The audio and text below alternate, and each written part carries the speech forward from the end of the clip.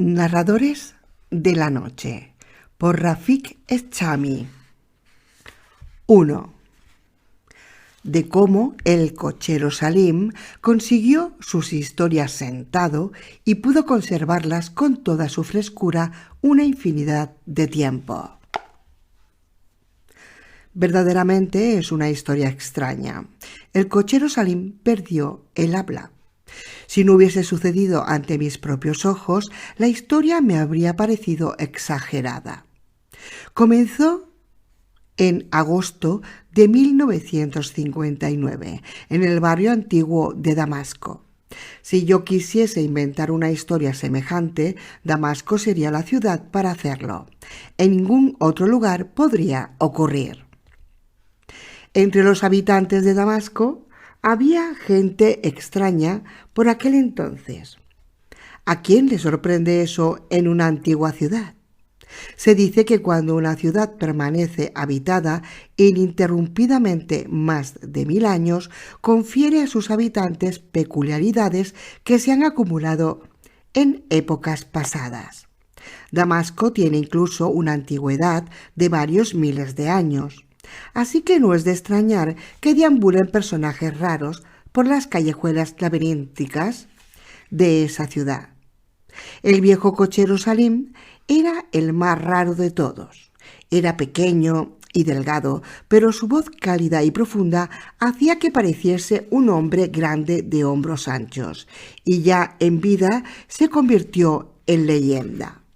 Lo que no significa mucho en una ciudad donde las leyendas y los rollos de pistacho son solo 2 de 1001 especialidades. Debido a los numerosos golpes de Estado de los años 50, los habitantes del barrio antiguo confundían los nombres de los ministros y los políticos con los de los actores y otras celebridades. Pero para todo el mundo solo existía en el barrio antiguo aquel cochero que sabía contar unas historias capaces de hacer sentir y llorar a los que la escuchaban. Entre los personajes extraños había algunos que tenían un refrán apropiado para cualquier acontecimiento. Pero solo había un hombre en Damasco que supiese historias para todo, ya fuese que alguien se hubiese cortado un dedo, se hubiese resfriado o enamorado desdichadamente. Pero ¿cómo se convirtió el cochero Salim en el narrador más famoso de nuestro barrio? La respuesta a esta pregunta es, como cabía esperar, una historia. En los años 30, Salim era cochero y hacía el recorrido entre Damasco y Beirut. Entonces los cocheros tardaban 2 días fatigosos en hacer el proyecto. Eran 2 días peligrosos porque el camino del trayecto conducía por el escarpado desfiladero del Cuerno, donde abundaban los ladrones, que se ganaban el pan robando a los viajeros que pasaban por allí. Las diligencias apenas se distinguían las unas de las otras. Eran de hierro, madera y cuero, y en ellas había sitio para 4 viajeros. La lucha por conseguir viajeros era despiadada. A menudo decidía el puño más duro y los viajeros tenían que trasladarse, todavía pálidos del susto, a la diligencia del vencedor. Salim también luchaba, pero raramente lo hacía con los puños. Él empleaba la astucia y su lengua invencible.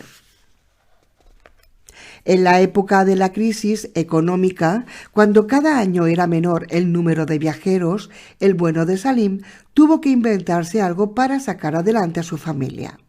Tenía una mujer, una hija y un hijo a los que alimentar.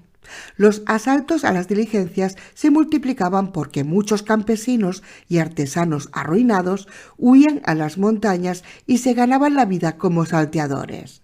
Salim prometía a los viajeros en voz baja: «Conmigo llegaréis a vuestro destino sin sufrir un solo rasguño y con la misma bolsa de dinero que llevabais al partir». Eso lo podía prometer porque mantenía buenas relaciones con muchos ladrones. Así pudo ir y venir una y otra vez de Damasco a Beirut sin ser molestado. Cuando llegaba al territorio de un bandido, dejaba sin que se diese cuenta a los viajeros algo de vino o de tabaco al borde de la carretera, y el ladrón le saludaba amistosamente con la mano. Salim nunca fue asaltado, pero al cabo del tiempo trascendió el secreto de su éxito y todos los cocheros le imitaron. Ellos también dejaban ahora obsequios al borde de la carretera y podían proseguir el viaje pacíficamente. Salim contaba que las cosas llegaron a tal extremo que los bandidos se convirtieron en obesos y perezosos recolectores, incapaces de infundir miedo a nadie. Así que la perspectiva de una protección segura frente a los ladrones dejó pronto de atraer a los viajeros a su diligencia. Salim reflexionó desesperadamente sobre lo que podía hacer. Un día una vieja dama de Beirut le dio la idea salvadora. Durante el trayecto contó a la dama las aventuras de un ladrón que se había enamorado de la hija del sultán. Salim conocía personalmente al ladrón.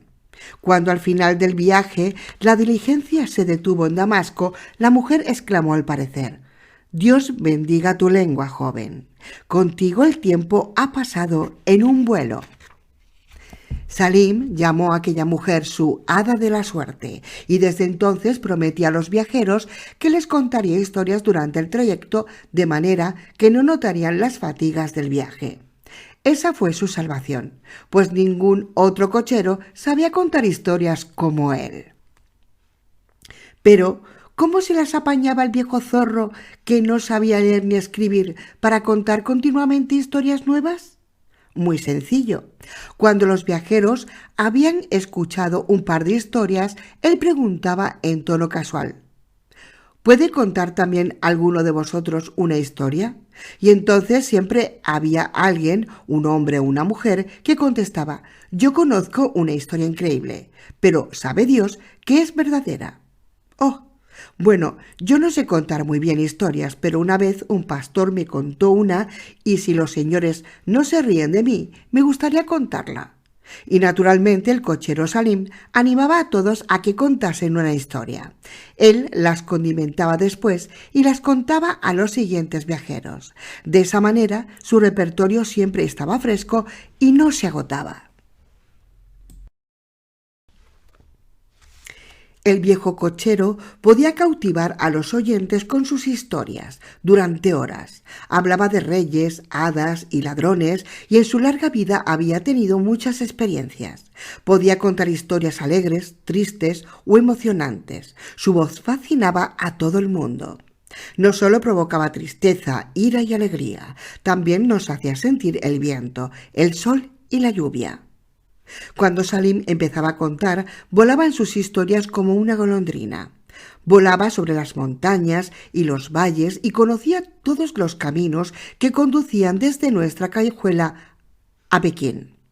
Cuando le apetecía se posaba sobre el monte Ararat y no en otro lugar y fumaba su narguile. Cuando el cochero no tenía ganas de volar, recorría en sus relatos los mares de la tierra como un delfín joven. Debido a su miopía, le acompañaba en sus viajes una águila ratonera que le prestaba sus ojos. A pesar de lo delgado y pequeño que era, Salim no solo vencía en sus relatos a gigantes de los ojos centelleantes y bigotes espantosos, sino que ahuyentaba también a los tiburones y en casi todos los viajes luchaba con un monstruo. Sus vuelos nos resultaban tan familiares como las elegantes evoluciones de las golondrinas en el cielo de Damasco. ¿Cuántas veces estuve de niño apoyado en la ventana, volando en pensamientos sobre nuestro patio como un vencejo? Esos vuelos apenas me asustaban entonces, pero yo y los demás oyentes temblábamos con las luchas que sostenía Salim con los tiburones y otros monstruos marinos.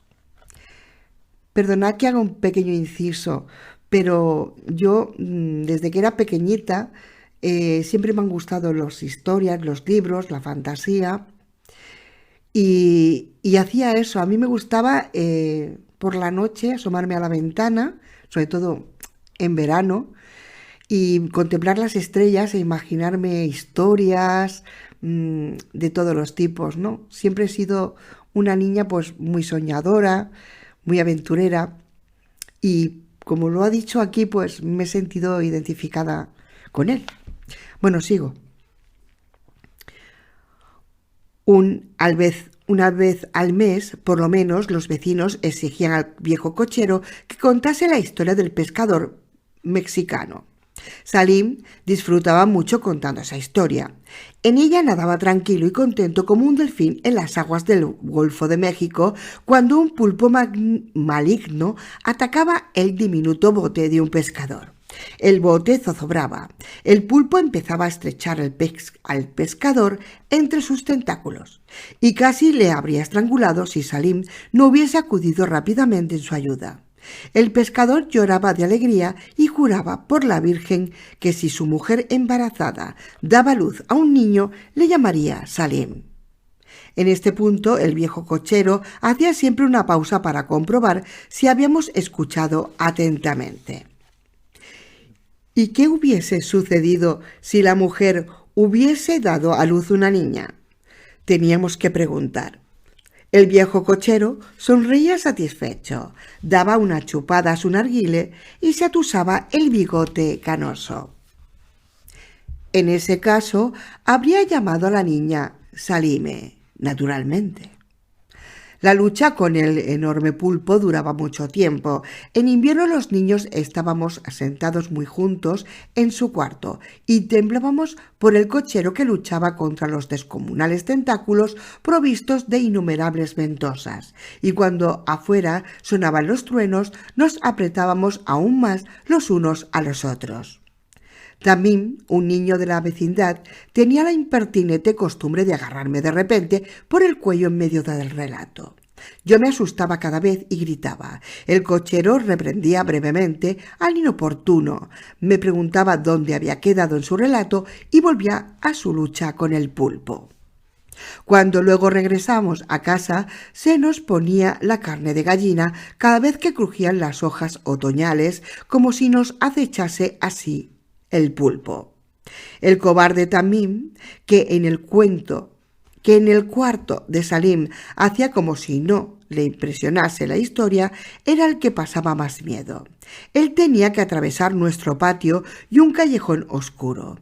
Vivía un par de casas más allá, mientras que yo y otros 3 niños podíamos sentir la tranquilizadora proximidad de Salim incluso cuando nos íbamos a dormir. Una noche la lucha con el pulpo había sido especialmente violenta. Yo estaba más que contento de haber llegado sano y salvo a mi cama. De repente oí la voz de Tamim. Lloriqueaba débilmente delante de la puerta del viejo. «Tío Salim, ¿estás todavía despierto?» «¿Quién está ahí?» «Tamim, muchacho, ¿qué sucede?» «Tío, tengo miedo. Alguien está gruñendo en la oscuridad». «Espera, muchacho, espera. Ya voy. Solo tengo que coger mi daga yemení», le tranquilizó Salim a través de la puerta cerrada. Tamim estaba allí avergonzado porque todos los que vivíamos cerca de Salim nos echábamos a reír a carcajadas. «Tú caminas siempre detrás de mí y aunque se abalance un tigre sobre nosotros, no tengas miedo. Yo le sujeto y tú echas a correr a casa», susurró el viejo y puso a salvo a Tamim, aunque estaba medio ciego y apenas veía de noche. Nadie sabía mentir tan bien como Salim. A Salim le encantaba la mentira, pero nunca exageraba. Un día estaba sentado uno de los vecinos con nosotros escuchando divertido la historia del pulpo y el pescador mexicano. Pero en medio de la lucha quiso saber de pronto cuánto medían los tentáculos del pulpo. La pregunta cogió a Salim por sorpresa. «Eran muy largos, con muchas ventosas», dijo un poco confundido. «¿Cuánto medían? ¿1 metro?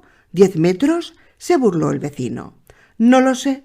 No fui a medir sus tentáculos. Tenía que librarme de esos chismes y no hacerle un traje a la medida al pulpo», repuso el viejo cochero con sorna y nosotros nos echamos a reír.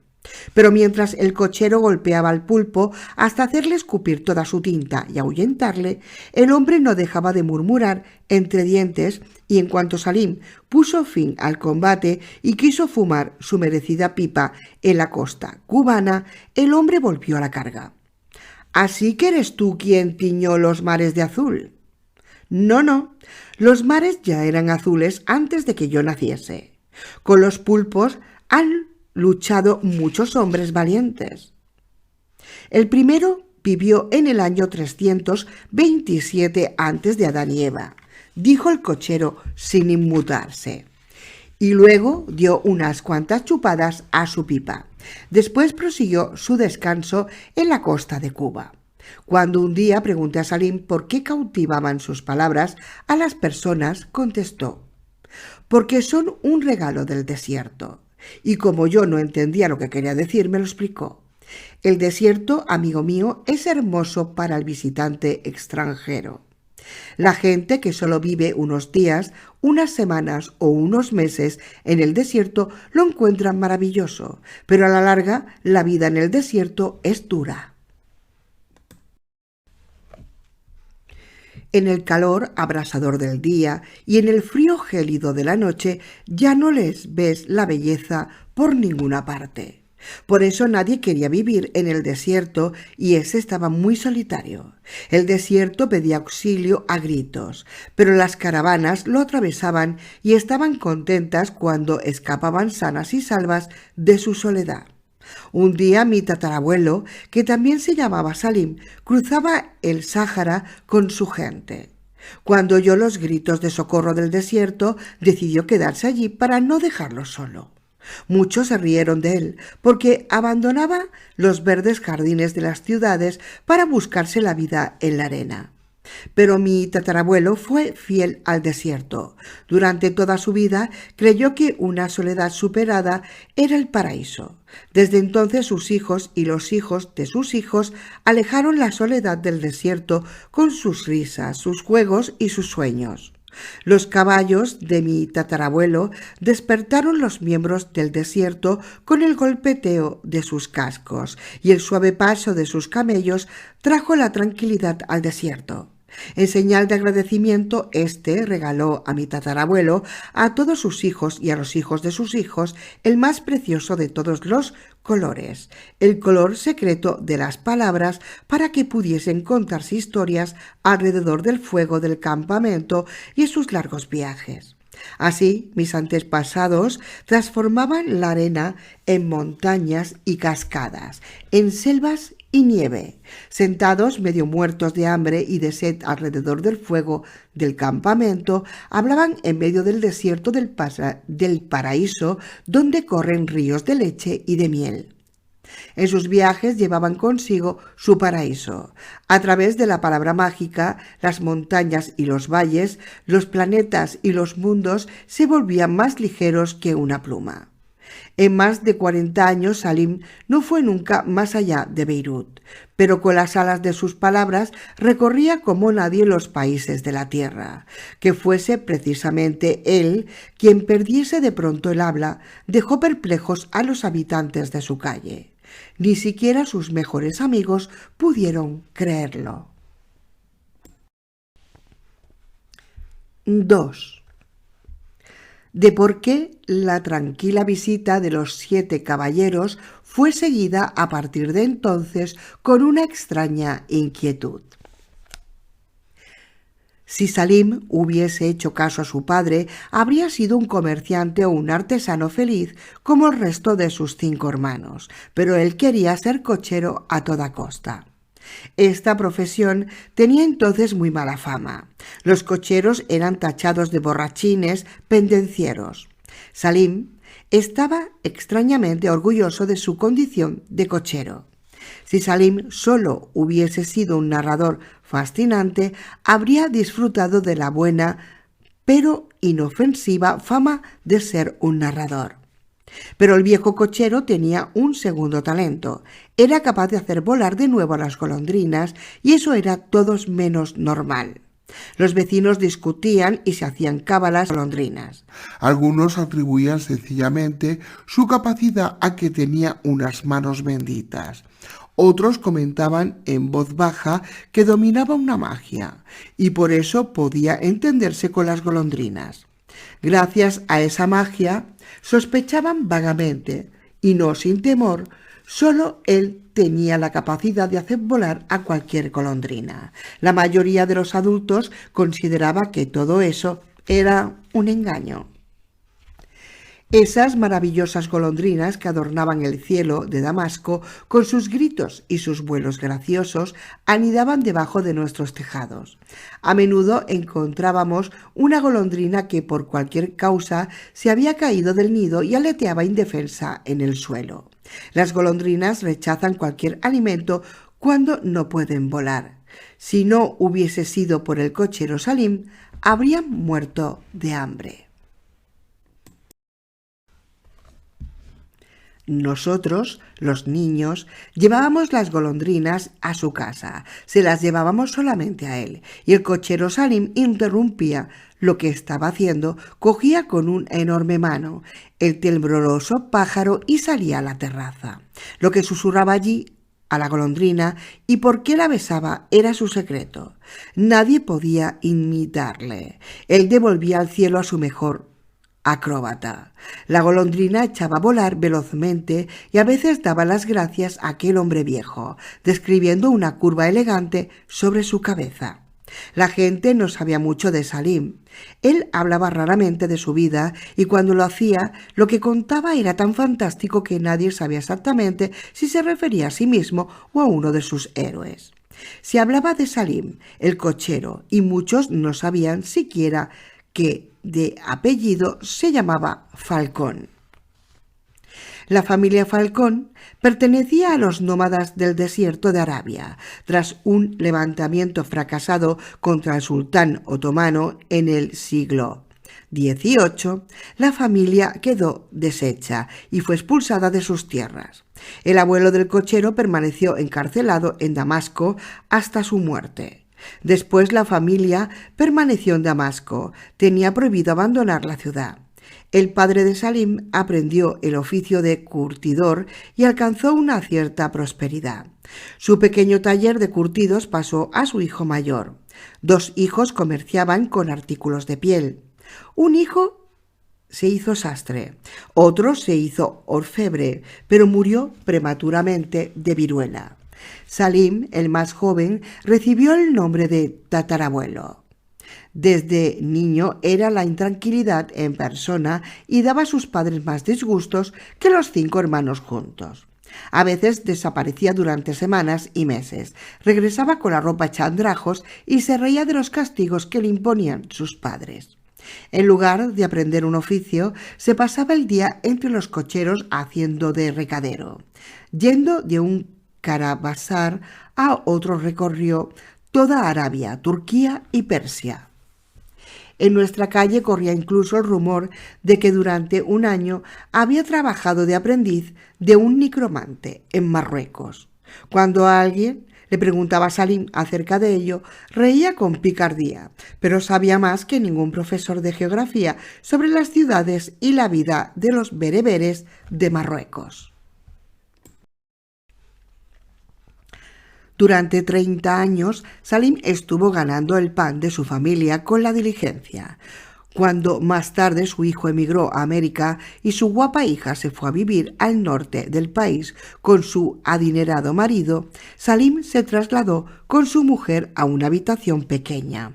Los cocheros no percibían ninguna renta, al contrario que su querido hijo, que solo enviaba cartas, pero ni un solo dólar. La hija pasaba a sus padres una pequeña suma. Zaida, la mujer de Salim, era una mujer silenciosa. Vivía calladamente. Solo cuando murió averiguaron los vecinos de Salim hasta qué punto había sido una mujer fogosa y valiente. El cochero llegó a contar en una ocasión que ella le había salvado, disfrazada de jinete negro, de las manos de 7 soldados armados que le habían apresado por desertor. Lo único que sabía con seguridad era que el cochero no había hecho el servicio militar, pero que la pequeña Zaida hubiese puesto en fuga a 7 soldados era algo que no se creía nadie en la calle. Todas las noches visitaban 7 amigos al viejo viudo. Eran hombres de la misma edad, de unos 70 años más o menos. El coloso de la reunión, que casi ocupaba él solo en el sofá, era un cerrajero llamado Alí. Mehdi, el profesor de geografía, había sido el último en incorporarse al grupo de los viejos caballeros, y aunque de eso ya hacía 8 años, los demás seguían llamándole nuestro novato. Musa, un peluquero regordete y bajo, era el único del grupo que se esforzaba siempre en negar sus 70 años tiñéndose el pelo. El más distinguido era el ex ministro Faris. Había estado al frente del Ministerio de Economía poco tiempo después de que el país alcanzase la independencia y debido a sus reformas radicales le llamaban desde entonces el Pachá Rojo. Tuma, el quinto del grupo, era llamado el emigrante, aunque hacía más de 10 años que había regresado de América. Yunis, el propietario del café, era el único de esa peña de amigos que contaba con la gratitud de todos. En su café se habían conocido en el transcurso de los años. Solo Salim y el cerrajero Alí vivían en la misma calle. Durante años el café había sido su lugar de encuentro. Era el único café a la redonda donde se servía un auténtico mocha yemení y un narguile decente. Pero desde que el hijo de Yunis había convertido el viejo café en un moderno y reluciente restaurante, ya no iba ninguno de ellos por allí. El séptimo del grupo era un hombre pequeño llamado Isam, que había estado 24 años encerrado en la cárcel por un terrible asesinato que no había cometido. Un año antes de ser puesto en libertad, fue capturado casualmente el verdadero asesino. A pesar de sus 70 años, era sumamente intranquilo, como si quisiese recuperar en los años que le quedaban de vida todo lo que había perdido en la cárcel. De lunes a jueves, por la tarde, recorría con un pequeño carro de verduras los barrios extremos de la ciudad. En el mercado del viernes comerciaba con pájaros cantores. Los sábados y los domingos vendían torrados calientes a la puerta de los cines. Salim sentía predilección por Alí. El cerrajero hablaba muy poco, pero le gustaba escuchar. Quizá era el complemento del locuaz cochero, pero esa no era la única razón.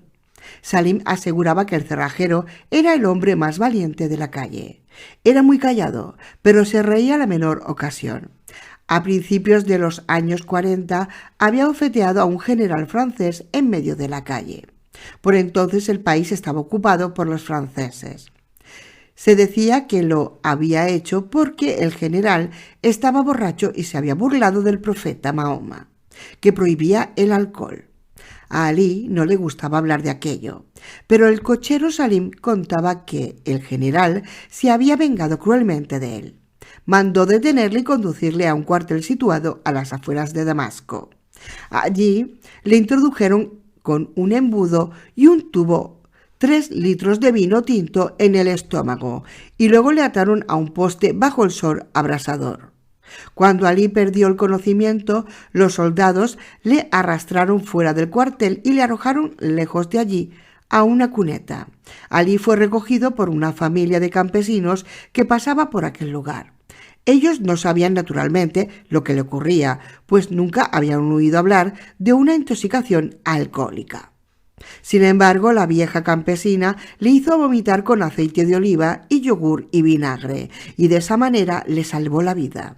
Alí permaneció muchos días en casa de los campesinos guardando cama hasta que se recuperó las fuerzas. Su familia tuvo noticia de su detención y preguntó por él en el cuartel, pero allí solo recibió la respuesta cínica: «No está aquí. Quizás esté con el profeta». Cuando Alí se restableció, sintió vergüenza de ir a casa. Estuvo acechando al general durante mucho tiempo, delante de un local nocturno, y un día le dio una paliza. El general sobrevivió de milagro a sus lesiones. Allí tuvo que huir a las montañas. Allí permaneció hasta que los franceses abandonaron el país 4 años más tarde. Solo conocía su escondite el cochero Salim, que semana tras semana le llevaba en secreto comida, ropa y las últimas noticias.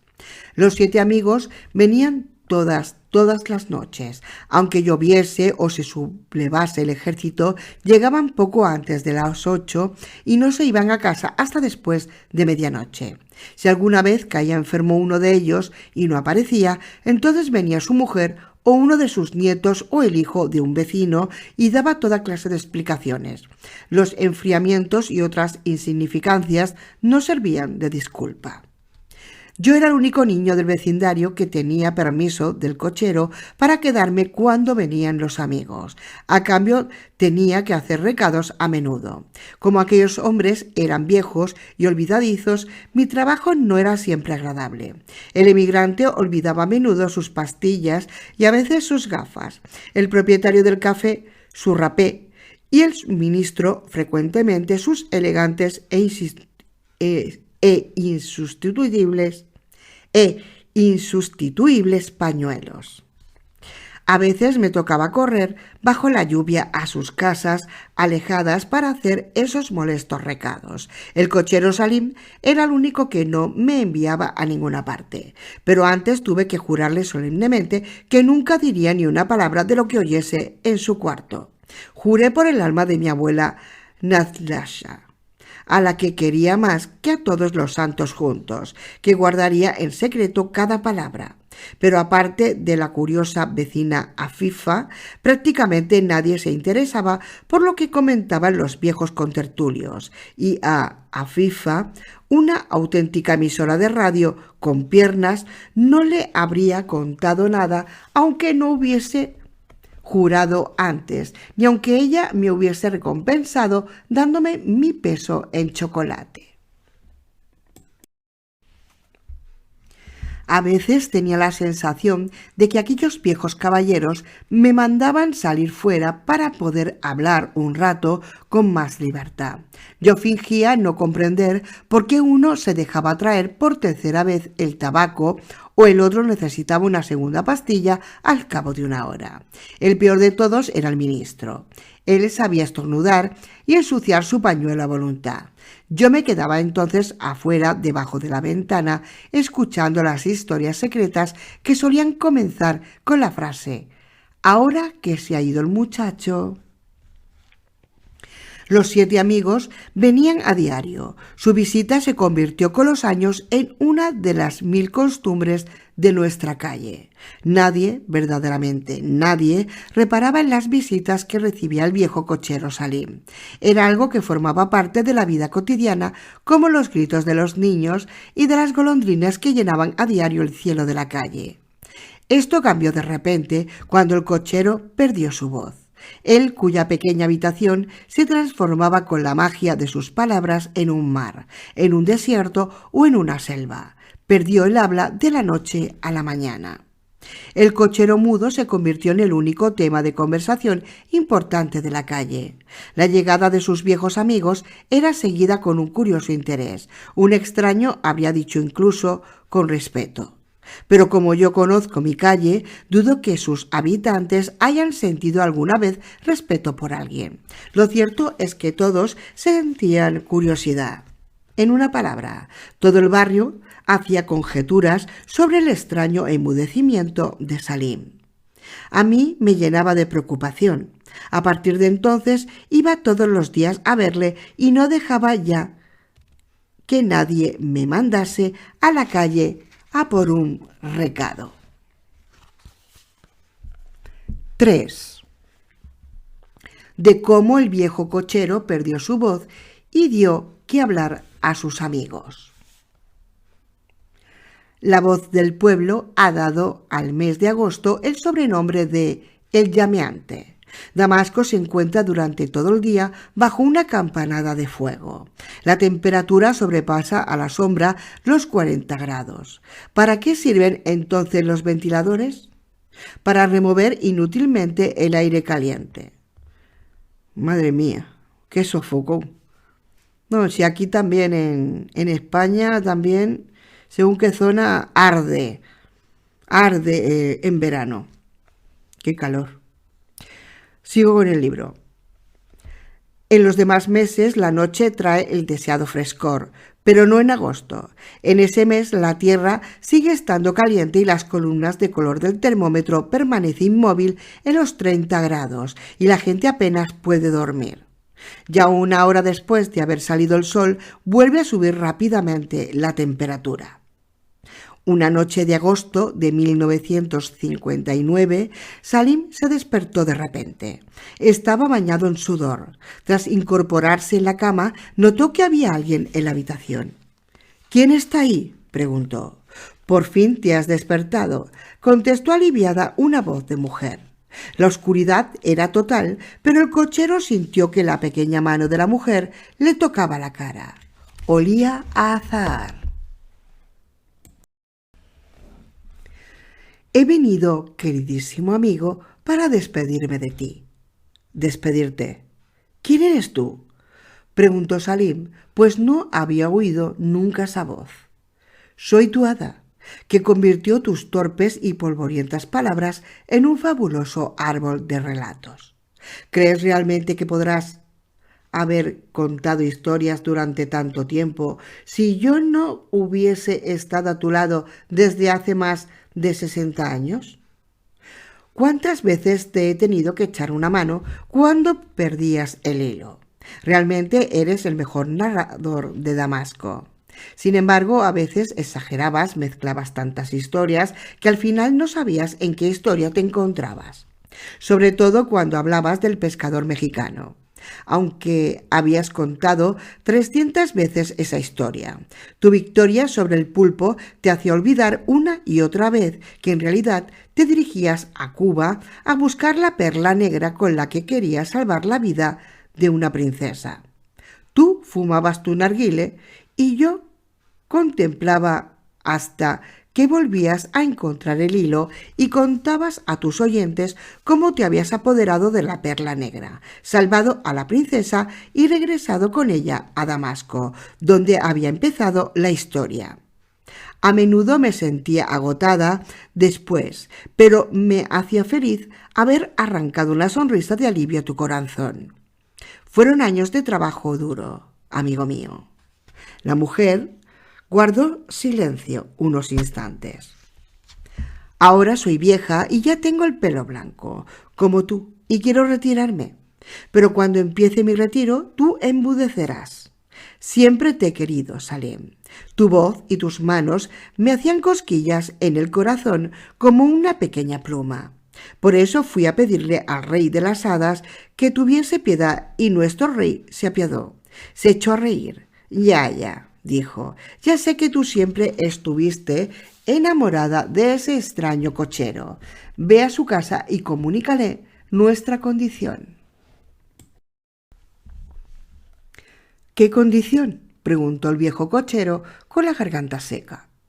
Después de tu pregunta solo te quedan 21 palabras. Luego enmudecerás. Pero si en 3 meses recibes 7 regalos únicos, me sustituirá una hada joven y te ayudará. Ella librará tu lengua de la mudez y así podrás contar historias hasta el último día de tu vida. Podrás complicar tus historias cuanto te plazca. Ella es muy joven y sabrá seguirte sin esfuerzo. No desperdicies tus palabras, Salim, amado mío. Las palabras son una responsabilidad. No me preguntes nada más. Tú mismo deberás encontrar los regalos, pues el rey de las hadas no me ha dicho ni siquiera a mí qué clase de regalos son. Piensa bien lo que dices. Solo te quedan 21 palabras. El cochero Salim, que estaba marcado por la vetusta ciudad de Damasco, nunca había creído que un precio era definitivo ni que una oferta era mandato de Dios. ¿Solo 21 palabras? susurró con una voz capaz de ablandar el corazón del más implacable comerciante de bazar. «Ya solo son 18», contestó el hada severamente. Abrió la puerta y desapareció en la oscuridad. Salim saltó de la cama y echó a correr tras ella. Un vecino salía en ese instante de su habitación para ir al cuarto de baño. «Dios mío, qué calor. ¿Tú tampoco puedes dormir, tío?», preguntó al desconcertado cochero. «No», contestó Salim, maldiciéndose por haber hablado y malgastado otra palabra. Durante toda la noche estuvo caminando en su habitación de un lado a otro, asomándose una y otra vez a la ventana hasta que amaneció. Preparó un té, masticó pausadamente un trozo de pan y cuando el reloj del campanario de la iglesia vecina dio las 8, salió de la habitación con un paso cansino. Los vecinos se extrañaron del mal humor del viejo cochero que ni siquiera devolvía un saludo. «Dichoso y bendito sea tu día». Al llegar a la puerta de la casa, el cochero se detuvo. 2 barrenderos pasaron delante de él. Uno rociaba el suelo con agua que llevaba en una gran bolsa de cuero sujeta a la espalda para levantar el menor polvo posible al barrer. Pero las gotas de agua rodaban envueltas en polvo como minúsculas canicas y desaparecerían en los numerosos baches de la calle. El otro iba barriendo detrás del rociador de agua con una gigantesca escoba. Paso a paso avanzaban a través del polvo. Salim esperó a que se sosegase la nube de polvo que se había levantado detrás de los barrenderos y caminó despacio hacia la casa de su amigo, Ali. El cerrajero vivía a unas cuantas casas de allí. Salim llamó a la puerta y esperó. Al poco rato, una niña pequeña miró furtivamente al viejo cochero a través de la rendija de la puerta. «¡Tío Salim!», gritó hacia el interior de la casa. Dejó la puerta abierta y echó a correr adentro. Fatmé, la opulenta mujer del cerrajero, acudió enseguida a la puerta, se disculpó por el comportamiento de su tímida nieta e hizo pasar al amigo. Pero para su asombro, éste se quedó en el sitio, agitó la mano y rechazó la insistente invitación. «¿Pero qué ocurre contigo, Salim?» «Ali todavía está durmiendo. Nuestro pequeño Nabil tiene fiebre y le gusta meterse en la cama de su abuelo todas las mañanas». Salim indicó con un gesto que esperaría delante de la puerta hasta que viniese su amigo.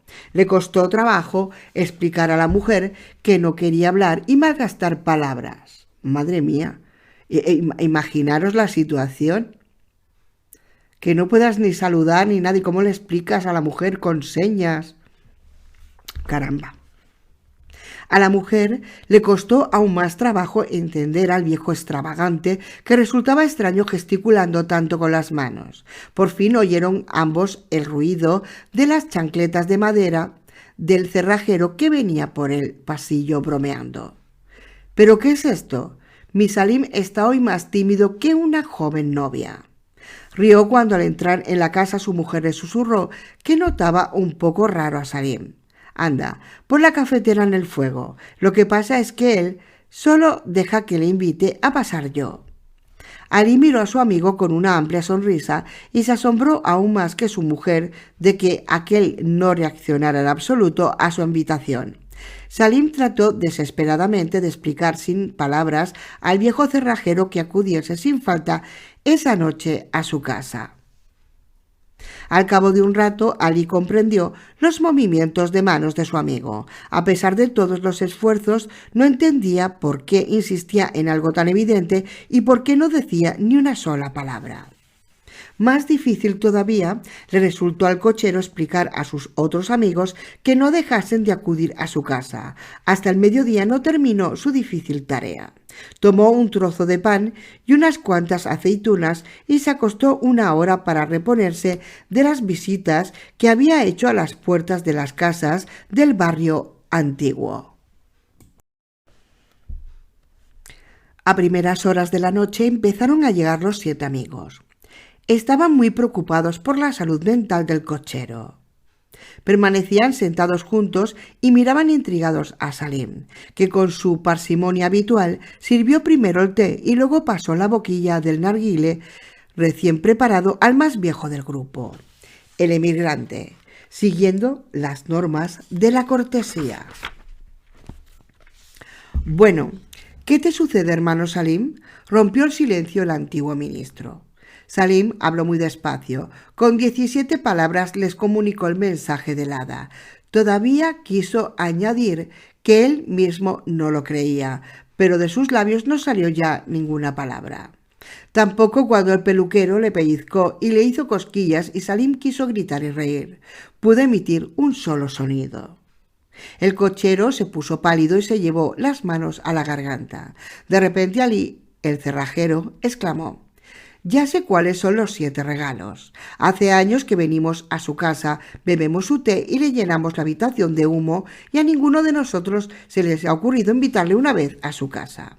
Son 7 invitaciones que liberarán su lengua, pero os advierto que cuando pruebe las berenjenas asadas que sabe preparar mi Fatmet, trinará como un canario. Así que mañana invito yo», dijo el cerrajero, y se marchó rápidamente a su casa. Ali se sentía aliviado de que Salim hubiese sonreído al despedirse, pero precisamente la sonrisa del cochero le pareció extrañamente burlona a Faris. El antiguo ministro, sí, cuando iba de camino a su casa, hizo partícipe de sus sospechas al peluquero Musa y se sorprendió no poco de que éste compartiese sus recelos. «Lo grave», dijo el peluquero encendiendo un cigarrillo, «no es la broma pesada del viejo cochero, sino que los demás se hayan dejado engañar de esa manera. Uno piensa que ya son personas adultas y sin embargo se pusieron pálidos.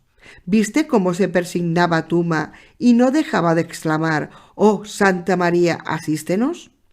Pero ¿cómo podríamos descubrir su mentira? El pellizco que le di habría hecho gritar a un elefante, pero él ni siquiera gimió». El ministro siempre había sentido respeto por el astuto peluquero y no era la primera vez que ambos coincidían en sus opiniones. «No, con pellizcos no conseguiremos nada de él», confirmó. Los dos pasearon largo rato aquel atardecer. Buscaron un café tranquilo para poder conversar fumando un narguile. Los 3 cafés en los que entraron tenían la radio puesta a todo volumen. Siria estaba unida a Egipto desde febrero de 1958, bajo la dirección de Nasser. La República Árabe Unida parecía vivir en peligro desde el instante de su nacimiento. El presidente Nasser pronunciaba aquel día un discurso de 3 horas contra el régimen iraquí, que tras ser un amigo entrañable se convirtió de la noche a la mañana en enemigo mortal. La gente estaba sentada en sus sillas y escuchaban cómo petrificaba las ardientes palabras. Los presidentes hablan cada vez más y la gente está cada vez más callada, dijo Faris asqueado, cerrando tras de sí la puerta del Palacio de Cristal. ¿Oyes esas palabras?, se entusiasmó el peluquero en la calle, pues la voz del presidente salía también de las tiendas y de las ventanas de las casas. ¿Qué son los libros en comparación? ¿Qué es la escritura más bella al lado de ese sonido divino de la voz? Solo la asombras cualidad de las palabras sobre el papel, dijo Musa, el peluquero. «No exageres, amigo mío», replicó Faris haciendo un gesto aplacador con la mano. «La escritura no es la sombra de la voz, sino la huella de sus pasos. Gracias a la escritura podemos oír voz hoy de los antiguos egipcios y griegos con la misma viveza que si acabasen de hablarnos.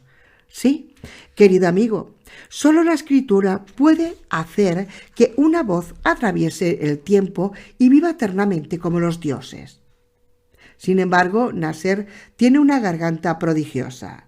Cuando lo escucho, se me pone la carne de gallina y se me saltan las lágrimas, insistió Musa entusiasmado.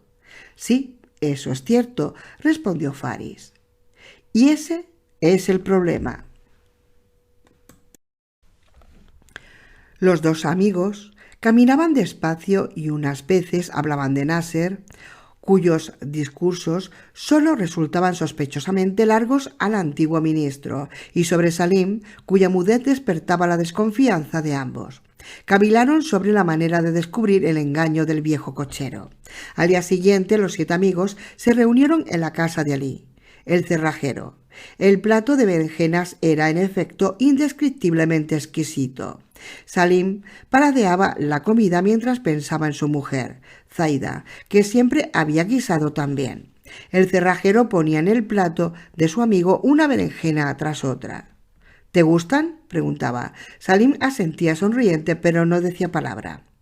No tengo nada que objetar del arte culinario de tu mujer, dijo Mehdi, el profesor, pero cuando Salim pruebe la ensalada de tabule de mi mujer y un arrak frío, veréis cómo hace callar con sus palabras a la mismísima Scheherazade. Mi mujer es libanesa, como ya sabéis, y solo los libaneses saben preparar también la ensalada de tabule. Al día siguiente el cochero desgustó complacido la suculenta ensalada y el frío arrak. Salim se excedió, como solía hacer cuando algo le entusiasmaba, y aquella noche se emborrachó y sufrió terribles flautulencias debidas a la ensalada. Durante 6 noches los amigos dieron de comer opíparamente a su Salim. Este estaba cada día más gordo, pero no decía una palabra. Faris, el ministro, estaba radiante desde las primeras horas de la mañana del 7º día, menos por el amor que le infundía a su invitado que por lo seguro que estaba de su plan. Cuando los amigos llegaron a su casa, todos menos Musa, el peluquero, que estaba al corriente de todo, se quedaron maravillados al ver el gran asado de cordero y las numerosas botellas de cerveza que había en un gran barreño lleno de hielo.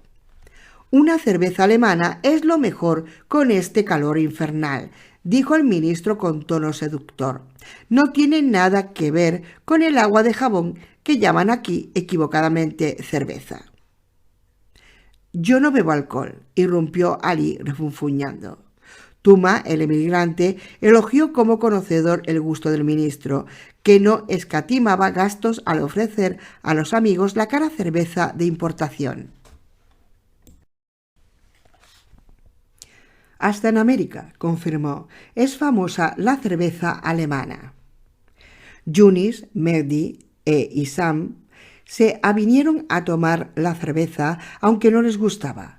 Cuando en Damasco el invitado es agasajado y atendido como un rey, las sagradas leyes de la hospitalidad le obligan a ser como un rey mudo que toma agradecido lo que le sirve el generoso anfitrión. Salim sonrió y atacó el asado y la cerveza. Aunque nunca había probado esa bebida amarga, no tardó en aficionarse a ella. Alí también bebió en el transcurso de la velada con pura curiosidad. Salim vaciaba una botella tras otra. Poco después de medianoche roncaba en su silla. Alí, el cerrajero, se rió a carcajadas.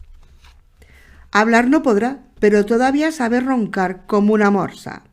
Faris, que durante toda la noche solo había bebido algunos sorbitos de cerveza, guiñó el ojo al peluquero y éste, como si lo hubiese estado esperando, bostezó ruidosamente y exclamó: «Vámonos a casa, es tarde».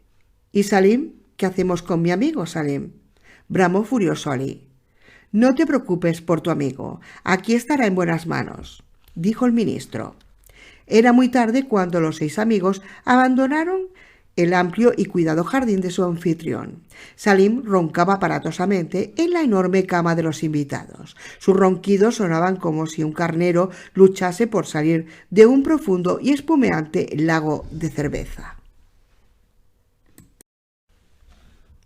Con gesto sombrío apareció el ministro poco después de las 10 de la mañana en la casa de Musa.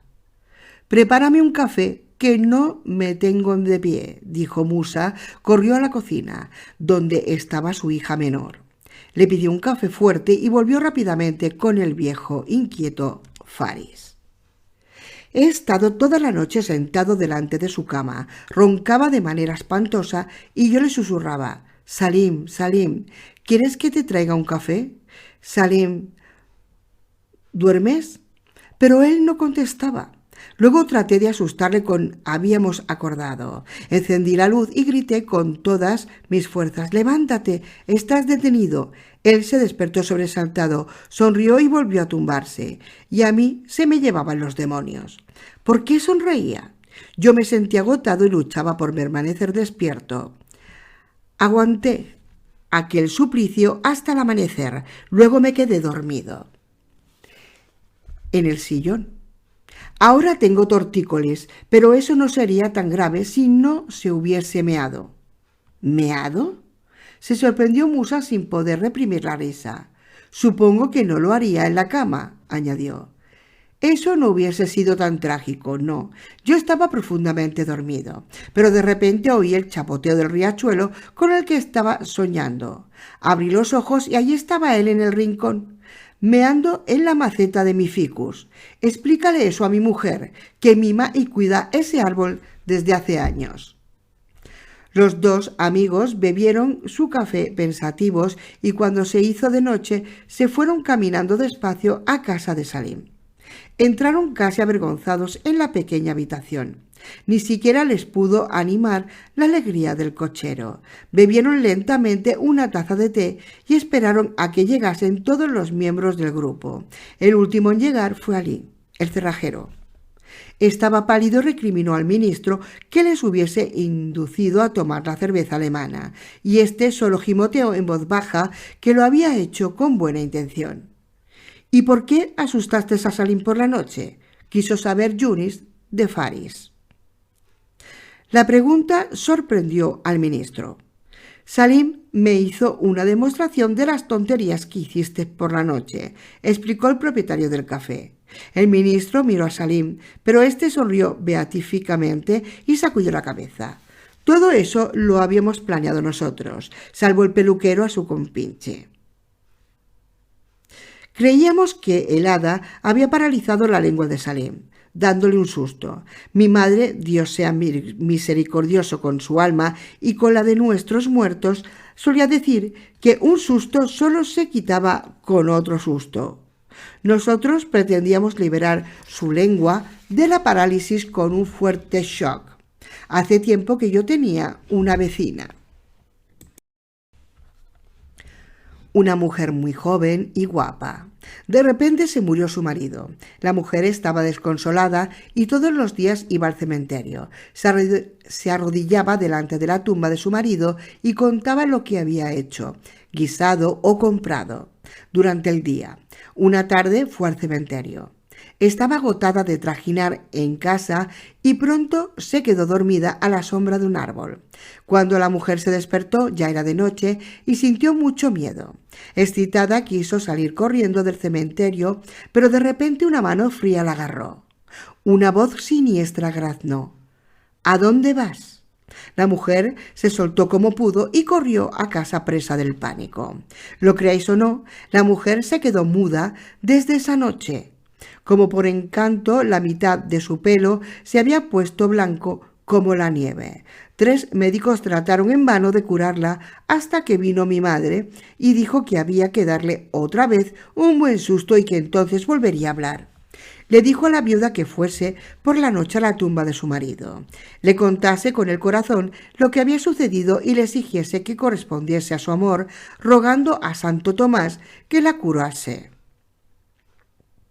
Santo Tomás era muy curioso, como ya sabéis, y nadie sabe más de lenguas que el curioso, de modo que la mujer fue al cementerio al anochecer. Con corazón tembloroso pensaba lo que iba a contarle a su difunto esposo. De repente una voz cavernosa bramó desde la tumba: «¿Santo Tomás?». «Déjame en paz con tu Santo Tomás. Sabes que va en vida, no soportaba a los curiosos. Y ahora me persigue aquí en el cielo. Lárgate, te digo. Déjame disfrutar mi muerte en paz. Vive contenta o ven conmigo a la tumba». Tras estas palabras salió una mano de la tierra y trató de agarrar a la mujer. Esta gritó fuera de sí y salió corriendo. Estaba curada y desde ese día vivió feliz y contenta.